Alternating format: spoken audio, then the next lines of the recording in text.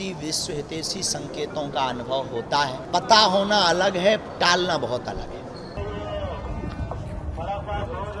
मुंगेर और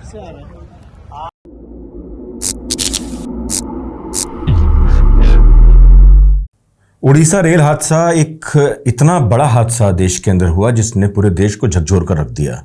अगर राजनेताओं की माने, विदेश मंत्री की माने तो बाकायदा पूरी दुनिया का उनको इसमें साथ मिला है, मिलना भी चाहिए, ज़रूरी भी है क्योंकि हादसा ही इतना बड़ा है। लेकिन हमारे रेल मंत्री अश्विनी वैष्णव के कुछ ऐसे एक्शंस हैं जो देखने में बड़े अजीबोगरीब लगते हैं, खासकर तब जब हादसा इतना बड़ा हो जिसमें करीबन 250 के करीब लोगों ने अपनी जान गंवा दी हो और 1000 से ज़्यादा लोग घायल हो गए हों और बहुत सारे ऐसे भी लोग हैं जिसमें जो गंभीर रूप से घायल हैं और अस्पताल में भर्ती हैं। लेकिन हमारे रेल मंत्री के जो एक्शंस हैं वो वाकई कुछ अलग ही अंदाज बयां करते हैं। ज़रा गौर से पहले ये एक्शंस उनके देखिए, उसके बाद धरातल पे क्या है हम आपको बताएंगे। भारत माता की, भारत माता की, वंदे वंदे। मुंगेर और परिवारों के हो गए, लेकिन रूट कॉज तक जाए। अब जरा देश में एक नई प्रसिद्धि और नई ऊंचाई पा चुके बागेश्वर धाम बाबा के बारे में देखिए कि क्या कहना चाहते हैं वो और अपनी तुलना किससे करना चाहते हैं। जरा गौर से पहले इसको देखिए। प्रायः राष्ट्र हितैषी विश्व हितैषी संकेतों का अनुभव होता है, उसके लिए मंगल कामना करते। लेकिन एक बात सुनो, पता होना अलग है, टालना बहुत अलग है। भगवान कृष्ण को भी पता था कि महाभारत होगा, पर टाल नहीं पाए।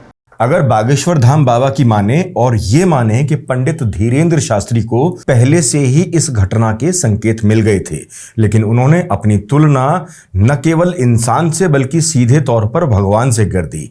भगवान श्री कृष्ण से तुलना करते हुए उन्होंने कहा कि संकेत तो मिल जाते हैं, लेकिन जरूरी नहीं कि हर संकेत के मिलने पर उस घटना का निवारण या उस घटना को रोका जा सके। उन्होंने कौरव पांडव के युद्ध को एक उदाहरण के तौर पर इस्तेमाल किया और कहा कि श्री कृष्ण भगवान को महाभारत के बारे में पहले से ही जानकारी थी, लेकिन उन्होंने ये युद्ध होने दिया।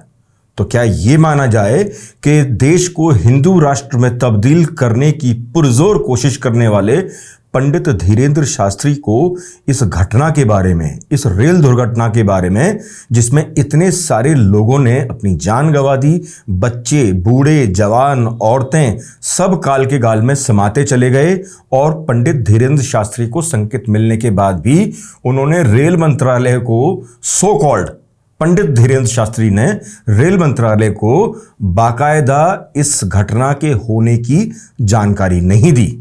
अब इसे क्या कहें? अब इसे अंधविश्वास की पराकाष्ठा कहें या सच कहें? क्योंकि अगर अंधविश्वास है तो इन बातों पर ध्यान देना ही नहीं चाहिए जो पंडित धीरेन्द्र शास्त्री लगातार देते आ रहे हैं, पब्लिक के बीच में एक इमेज बनाते आ रहे हैं और लोगों को बरगलाते चले जा रहे हैं।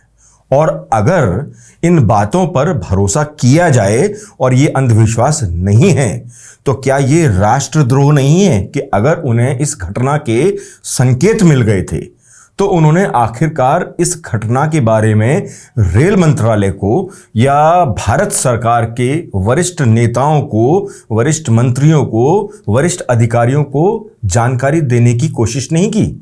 अगर वाकई ये अंधविश्वास नहीं और ये सच है कि उन्हें संकेत मिल गए थे, तो क्या इन हत्याओं के गुनहगार वो खुद नहीं हैं?